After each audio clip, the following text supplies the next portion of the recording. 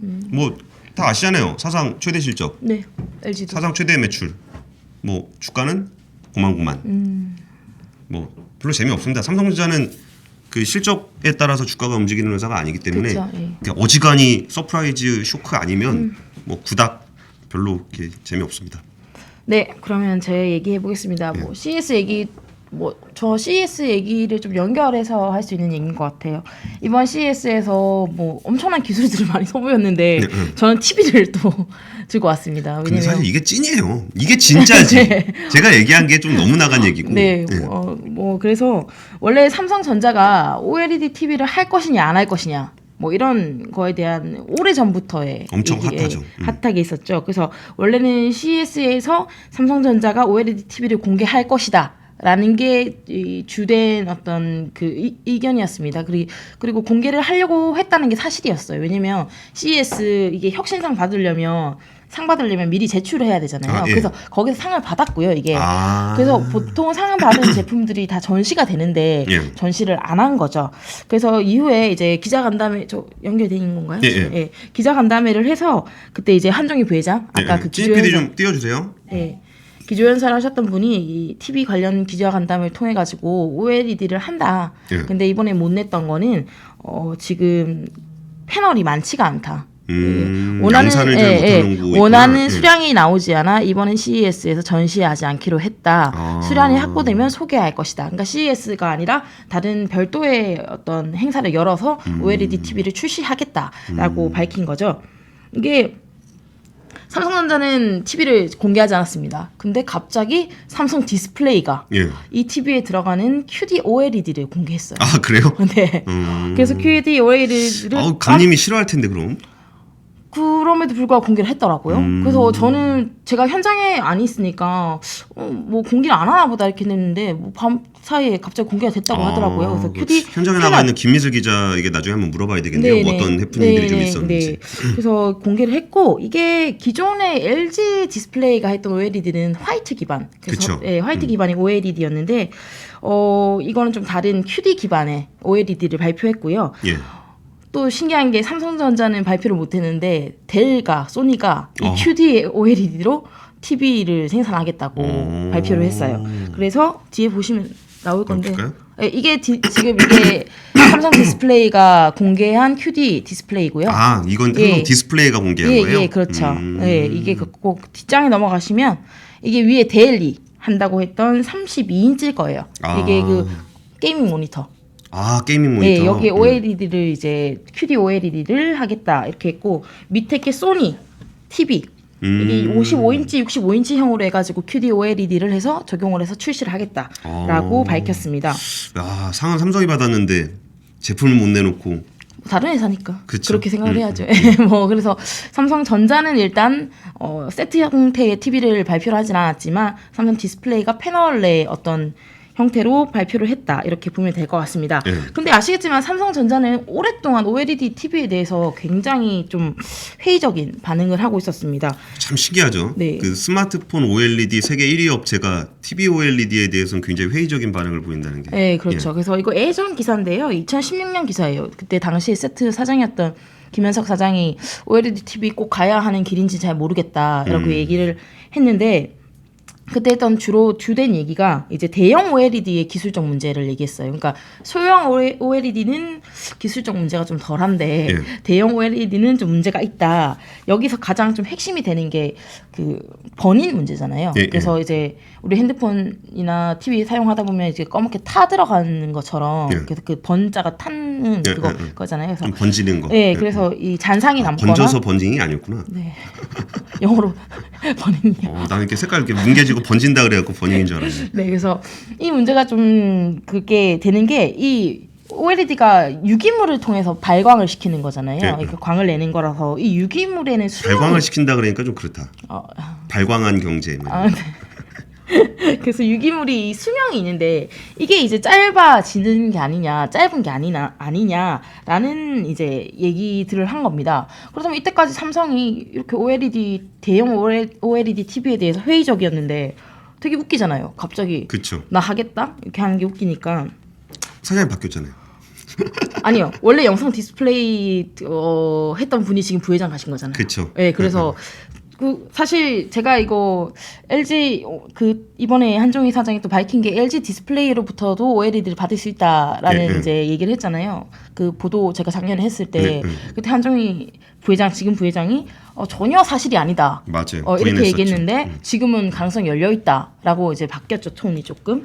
그래서 그러면 삼성은 도대체 이 그때도 OLED 그거 보도하고서 엄청 항의받았잖아. 아니라고. 저요 엄청 항의받았어요. 그러니까 근데 박지인 그때 기자가 맞다라는 거 확인하고서 쓴 건데 예, 아니라고 막 엄청 엄청 그래가지고 되게 웃긴 게 그때 삼성 내부에서 저한테 말해주신 분이 뭐라고 말했냐면 어차피 우리의 거래선이기 때문에 확대가 될 수도 있고 그거는 뭐 당연하게 세트 업체가 가져야 되는 자세다 이렇게 말했는데 이번에 한정희 부회장이 똑같이 얘기했더라고요. 원래 거래선이기 때문에 확대할 여지가 있다. 뭐 그렇게 그때는 루머다 이렇게 얘기했는데 좀 톤이 바뀌었죠. 그러면 삼성전자는 과연 이 OLED 패널을 가지고 TV를 만들어서 어떻게 팔 건가? 야, 너네 안 좋다며 이렇게 얘기할 수 있잖아요. 그래서 이제 QD OLED를 일단 삼성 디스플레이가 만든 거잖아요. 그래서 이 QD OLED가 좀 기술적으로 좀 우위에 있다. 이 얘기를 좀 많이 할 것 같아요. 그래서 오늘 제가 QD OLED의 좀 화이트 OLED와 다른 점 얘기를 조금 집중적으로 좀 하려고 하는데 물론 제가 공대생이 아니라 가지고 또 이렇게 주워 들어서 얘기해가지고 좀 오류가 있는 부분들은 우리 그 발경이들 맞나요? 발치기들. 예, 발치기 분들이 이렇게 뭐 지적해주시면 좋을 것 같아요. 일단 별 얘기 다 나오더라고. 뭐. 네. 이런 얘기도 우리 유튜브니까 네. 그 발기찬 경제로 하면 우뚝 서지 않겠냐 뭐 이런. 아저씨들이 자꾸 놀려. 발치기들, 발경이들 뭐 그랬더니. 진짜. 네. 그래 재밌네요. 네. 그래서 일단 OLED, 화이트 OLED의 단점을 조금 얘기를 해보려고 해요. 그 자료를 좀 띄워주시면 그 OLED는 LCD랑 다르게 이렇게 하나하나씩 계속 제가 발광이로 말하는데 자발광을 하는 거잖아요. 그래서 이게 발광이 여러분들 이 픽셀을 보면 이 픽셀 밑에 서브 픽셀이라고 이게 RGB를 형성하는 이게 서브 픽셀들이 있어요. 근데 이 서브 픽셀들이 하나씩이 구동하는 그러니까 TFT가 있잖아요. 저게 하나씩이 다 별도로 구동하는 방식으로 돼 있어요. 그래서 이게 LCD보다 그 OLED에 들어가는 이런 구동 장치들이 훨씬 더 많이 필요한 거예요. 그러니까 예를 들어서 방이 100평이다, 100이다 이렇게 치면은 OLED 같은 경우에는 이런 구동 장치가 한 20이 차지를 하는 거고, 뭐 이건 똑같은 그 비율은 아닙니다. LCD 같은 거는 5 정도로밖에 없는 거예요.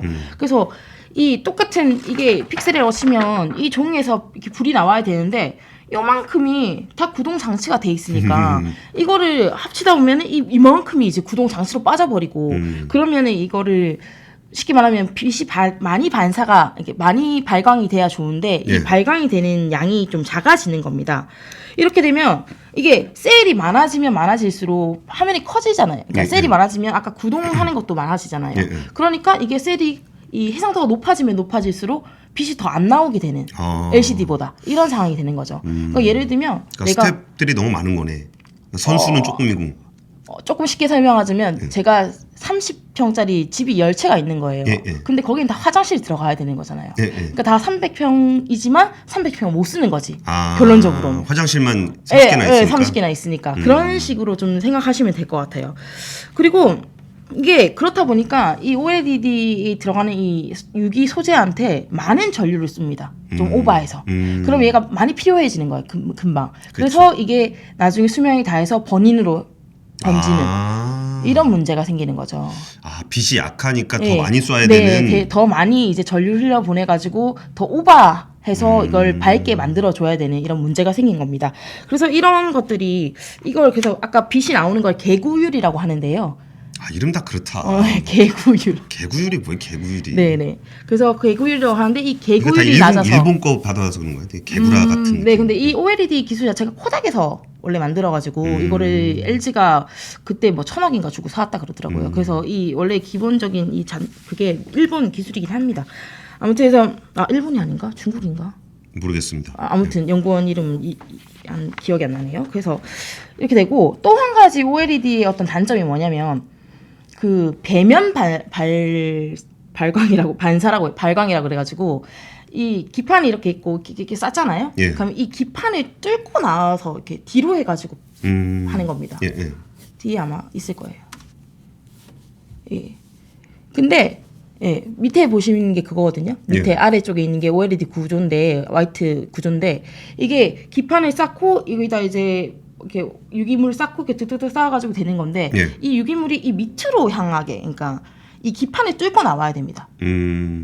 근데 이 QD OLED 같은 경우에는 그렇지 않게 이렇게 됐거든요. 그게 전면 반사라고 하는데 예. 그래서 이게 투과를 안 해도 되다 보니까 훨씬 더 빛의 세기가 큰 거죠. 아, QD가? 네, 그렇다면 아까 말씀드린 대로 빛을 더 많이 밝게 할 필요가 없는 거예요. 그래서 이런 것들을 QD가 조금 개선을 해서 나왔다. 그래서 원래 이론적으로 QD가 한 20-30% 그거를 뭐 박정희 기자 혹시 LG랑 좀 요새 좀 사이 안 좋아요? 아니요 그렇지 않은데 네네. 그래서 이거를 QD가 했을 거 QD OLED가 이 부분을 잡고 나왔으면 예, 예. 원래 기본 한 이론적으로는 한 20% 정도 더 밝은 빛을 낼 수 있다고 해요. 그래서 이제 아까 2016년도에는 그런 기술적 한계가 있다고 했는데 QD로 이걸 좀 극복한 게 아닌가라고 얘기를 하는 거죠. 그래서 그러니까 화이트 OLED로 네. 왔을 때는 그런 기술적인 한계 때문에 대형으로 가는 건 좀 불리하다라고 얘기했던 거고 QD로 바꿀 때는 그런 단점들이 어느 정도 보완이 됐으니까 하는 걸로 보인다 이렇게 되는 거죠. 그렇죠. 그래서 그 아까 전면 반사라고 했던 부분은 이미 지금 우리 핸드폰 같은 경우에는 다 전면 반사를 쓴대요.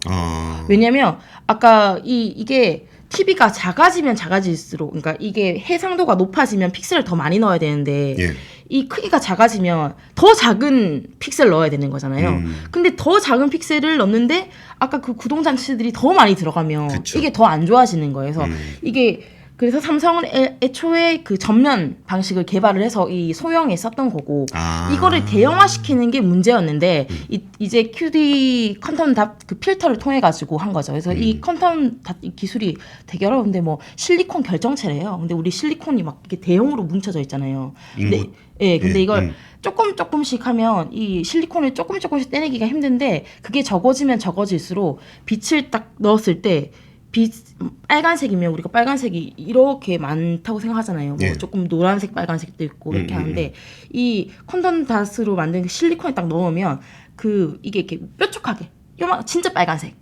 이렇게 된대요. 그래서 선명도가 또 높아지는 뭐 이런 기술도 있다고 해요. 그래서 이거 두 가지를 가지고 이제 LG를 대항하는 QD OLED를 패널을 이렇게 내놓은 게 아닌가라고 생각이 들고요. 이게 좀 웃긴데 보니까 QD OLED가 처음 이걸 만들 때 그럼 전면 반사를 해야 되니까 QD OLED가 아니고 RGB 전면 반사를 해야 되니까 위에 이렇게 음극이 들어간대요. 근데 그 음극을 투명한 걸로 이제 만들어야 되는 거예요. 그래서 투명한 걸로 막 만들려고 했는데 그 기술이 되게 쉽지가 않대요. 그래서 그러면 한 50%만 투명한 걸로 해볼까?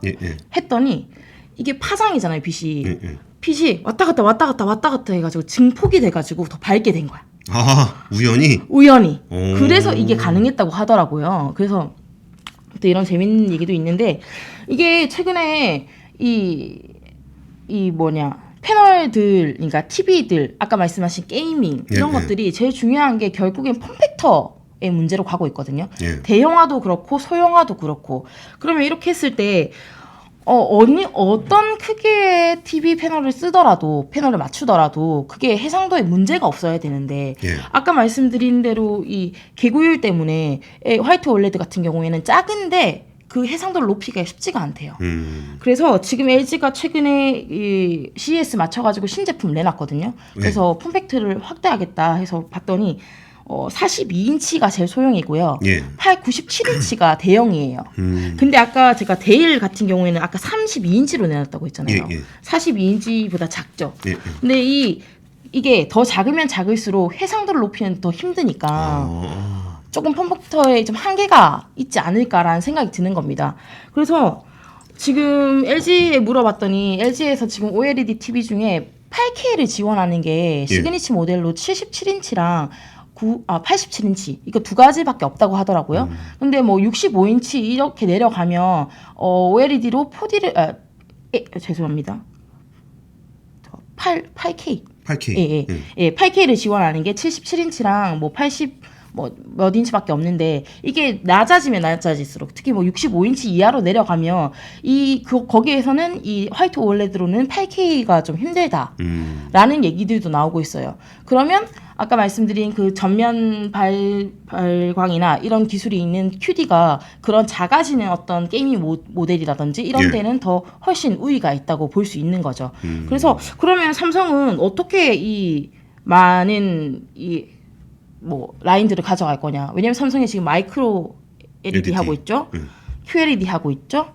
그 다음에 여기 또 이번에 OLED 퀀텀닷 있죠. 삼성 LG에서 받아온다면 화이트 OLED도 하죠, LCD도 하죠. 그럼 5개잖아요. 그래서 이걸 어떻게 라인업을 구성할 것인가라가 좀 궁금했는데 일단 한종희 부회장이 말하기로는 마이크로 LED를 제일 위에 놓고 그 다음에 네오 QLED. QLED는 그 LCD 기반입니다. 근데 이거를 뭐 퀀텀닷 기술을 뭐 해가지고 하는 거죠. 필름 저거는. 그 밑에 OLED를 라인업으로 하겠다라고 얘기했어요. 근데 제 생각에는 일종의 가격대별로 조금씩 차이를 두는 거예요. 프리미엄, 뭐 초프리미엄 이렇게 차이를 두는 건데, 근데 제 생각에는 기존에 LG OLED가 있고 특히나 삼성이 지금 LG 패널을 받아서 OLED TV를 출시할 수도 있다고 얘기를 한 상태잖아요. 그렇기 때문에 특히 삼성의 QLED는 그 기술적으로 좀 열리하다고 우리가 보고 있는데도 불구하고 굉장히 잘 팔렸어요. 그 얘기 하지 말라 그러더라고. 왜요? 기술적 열이 아니라고. 네. 그래서 사실 QLED랑 OLED의 경쟁 구도가 된 상태였잖아요, 지금까지는. 그렇다면 이미 삼성 입장에서는 QLED랑 OLED를 같이 갔으니까 QLED를 굳이 그 OLED처럼 위에 둘 필요가 없는 거죠. 그래서 저는 퀀텀닷 OLED가 나온다면 아마 마이크로 LED 그 밑에 퀀텀닷이 들어가고 그 밑에 QLED가 들어가고 이런 식으로 좀 되지 않을까 될까 생각을 하는데 어떻게 될지 모르겠습니다. 근데 LG 같은 경우에는 지금 조금 QD OLED가 실제로 TV를 구현됐을 때 어떻게 될지 모르겠지만 만약에 진짜 이론적인 그런 얘기들 뭐 20%가 더 밟고 한다면 조금 위기가 될 수 있을 것 같아요. 왜냐면 일단 포지셔닝 자체가 삼성의 QLED랑 비슷한 상황이 됐죠. 그렇죠. 그래서 여기서 좀 LG가 어떻게 이 기술 우위라고 내세웠던 것을 화이트냐 QD냐 그거의 경쟁에서 또 다시 얘기를 하게 됐는데 지금 LG 디스플레이가 이번에 뭐 차세대 OLED를 내놨다고 하긴 해요. 그래서 거기가 뭐 OLED EX라고 해가지고 맞아. 이번에 CES에서 나왔던 그거죠. 그거를 아마 QD OLED의 대항마로 내놓지 않을까 이렇게 생각을 하고 있고요. 그 LG에서는 최근에 그 기자 간담회 통해서 삼성의 이 진입에 대해서 어떻게 생각하냐 이렇게 물어봤더니 뭐 환영한다.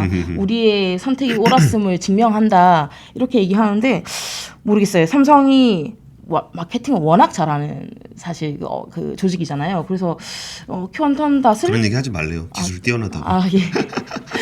퀀텀닷을 이 화이트 OLED보다 훨씬 더 성능이 좋다라고 또 광고를 한다면 LG 입장에서는 좀 더 차별화된 뭔가 필요한 게 아닌가. 특히 그 폼팩터에 대한 문제는 조금 더 많이 고민을 해봐야 될 것 같아요. 뭐 LG의 뭐 스탠바이미라는 제품 아세요? 몰라요.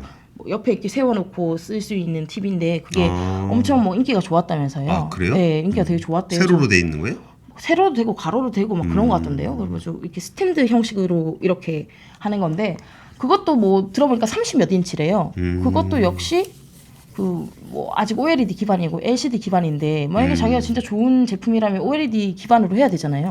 근데 말씀드린 대로 65인치 밑에서 OLED 하면서 화질을 좋게 만들기가 쉽지 않다. 그런 폼팩터의 한계가 있고 그렇게 되면 아까 말씀하신 어떤 소비자 경험에서도 밀릴 수밖에 없는 그런 문제들이 있어서 LG가 OLED 영역을 오히려 작은 쪽에서 그렇게 고민이 있다는 게 또 되게 특이하네요. 네네. 당연히 큰 거 경쟁하고 있는 줄 알았더니. 네네네. 그런 부분도 좀 문제가 되지 않을까. 그리고 큰 TV는 사실 뭐 98인치 이런 거 어떻게 사요? 집에 안 들어가는데. 그래요? 98인치 들어가세요? 98인치면은 헬리콥터로 배송해야 되는 거 아니에요? 그거 베란다로 못 넣을 걸. 아 그렇구나. 그 안 들어가는 집들이 있구나. 아 죄송합니다. 아무튼 그래서 이런 이때까지는 화이트 OLED가 뭐 거의 제패를 하고 있었는데 이 삼성 디스플레이 QD OLED가 나오면서 좀 어떻게 좀 TV 시장이 재편될지 그 경쟁이 어떻게 될지 사실 소비자들한테는 좀 즐거운 얘기죠. 그 과정에서 가격도 좀 낮아지고 이렇게 하면 좋은데 어떻게 삼성과 LG가 앞으로 전략을 가져갈지를 좀 두고 봐야 될 것 같습니다. 근데 OLED 소재하는 회사들은 좀 좋겠네요. 이게 그전에 LCD TV 위주로 하다가 이제 OLED TV로 가면은 그 뭐 재료가 기술은 좀 다르지만 뭐 기초 재료가 많이 다르진 않을 거니까 네네네. 이런 부분에 대해서는 OLED 재료 하시는 소재 업체들에게는 이 시장이 확대되는 게 오히려 좀 좋은 네네네. 시나리오가 될 수도 있을 것 같습니다. 너무 제가 빨리 말했네요. 그리고 이거 어차피 마지막 남은 분들끼리 이게 제가 얼마 전에 들었던 얘기인데 네. 이거는 뭔지 모르겠어요. 투자 아이디어 같은 건데 이거 딱 얘기 듣고서 야 이거 좀 말 된다 싶었던 건데 뭐냐면은 요새 PCB 업체들 네. 회로기판 네. 회로기판 업체들이 주가가 되게 많이 올랐어요. 회로기판. 네. 근데 이게 왜 이렇게 올랐는지를 같이 얘기를 하다 보니까 전기차 부품이라는 거예요. 근데 이게 그 원래 전기차 부품은 별로 이렇게 안 좋아요. 그러니까 자동차 부품을 만들던 애들이 전기차 부품을 만들면 일단 부품 숫자가 거의 한 3만 개 되던 게 한 2만 2만 개 정도로 떨어지고 네네. 그럼 전기차가 소비자가 느끼기에는 뭔가 첨단이고 되게 고부가인 것처럼 보이지만 그 회사 입장에서는 이게 원가가 비싸요. 그러니까 부품값을 엄청나게 후려쳐. 그러니까 내가 내연기관 만들 때보다 전기차 부품 만들 때가 이익이 더 안 내. 그래가지고 지난번에 그 자동차 협회에서 조사를 해보니까 수익을 내고 있는 데가 그러니까 전기차 부품을 만드는 비율도 한 절반밖에 안 되는데 수익을 내는 데는 더 조금인 거예요. 그러니까 전기차 부품을 만드는 회사다라는 게 전혀 메리트가 없었어요. 근데 저도 이제 그렇게 알고 있었는데 그 얘기를 갑자기 이렇게 얘기를 해주시면서 우리 몇 분 안 계시니까 약간 주식 투자 얘기를 해도 될 것 같아. 그 전자 부품을 만드는 애들이 네네. 전기차에 들어가는 부품이 있대요. 그러니까 자동차 부품을 만들던 애가 전기차 부품을 만드는 거는 마이너스야. 네네네. 이게 그 양적으로도 적고 네네네. 그리고 그 부가가치도 그렇게 높지 않아. 근데 PCB가 어떤 일이 있냐면은 스마트폰에 원래 들어가거든요. 그렇죠. 예. 스마트폰에 주로 넣었었는데 네. 이게 SoC 통합을 하다 보니까 네. 스마트폰에서 그 기판들이 빠지는 게 되게 많아요. 그래갖고 이 기판 쪽 업체들이 되게 어려웠어. 위기였어. 그러니까 스마트폰을 주력으로 하던 애들인데 갑자기 그 빠져버린 거지. 근데 거기에 전기차가 들어간 거야. 그러니까 얘네 입장에서는 스마트폰에도 일부 들어가 전자제품에 들어가는 게 일부 있고 네네. 플러스 알파로 전기차 부품이 나온 거야. 근데 자동차 회사들 입장에서는 네. 자동차 부품 회사들 입장에서는 물량도 뺏기고 단가도 뺏기는 거고 여기 입장에서는 양방으로 먹는 거야. 전자제품은 전자제품대로 먹고 그쵸. 그리고 이쪽은 이쪽대로 새로운 시장이 열린 거예요. 그래가지고 그 회사들이 지금 거의 공장이 그냥 무조건 다 풀가동이라요. 그리고 여기가 지금 쇼티지이기 때문에 네. 가격을 후려칠 수가 없어. 그러니까 지금 자동차 회사들은 원가 절감 때문에 엄청나게 이거를 쪼이고 있거든요. 네네. 자기네 원래 서플라이 체인들 막 네. 들들 볶고 있는 거지. 네. 근데 이쪽 애들은 원래 자기네 서플라이 체인도 아니었을 뿐더러 공급 부족이야. 그러니까 단가도 못 우렸죠. 그러니까 이게 어떤 딱 현상이냐면 제 느낌은 네네네. 에코프로빔이야. 에코프로빔이 원래 저거 하던 애들이죠. 디스플레이 재료 하던 애들이잖아요. 맞아요. 네. 근데 디스플레이 재료는 디스플레이 재료 하고 있는데 거기에 배터리가 애드온이 된 거잖아. 그리고 여기는 쇼티지야. 전기차가 되니까. 그리고 엄청나게 늘어나고 있어. 네. 근데 그 PCB PCB 이런 전자 부품을 하던 애들은 원래 전자만 하던 건데 갑자기 전기차가 생겨가지고 시장이 확 열렸어. 그래가지고 실제로 몇백억씩 증설하고 있는 데들이 막 있더라고요. 제가 오늘 종목명까지 말씀을 좀 못 드려가지고 조금 부담스러워요. 종목명까지 얘기하면 부담스러우니까 그런데 그 전기차에 들어가는 부품 회사 중에 전자 부품을 하던 회사들을 찾아보세요. 전자부품. 그 회사들을 찾아보면은 굉장히 그 흥미로운 변곡점을 발견하실 수 있지 않을까. 저도 그 얘기 듣고서 나도 굉장히 리즈너블하게 듣고 그러네요. 실적들을 보니까 실제로 그렇더라고요. 아 그래요? 네. 그래서 그 박지은 기자가 약간 남긴 시간에 네. 투자 팁 좀 드려서 가시는 분들의 발목을 한번 좀 잡아봤습니다.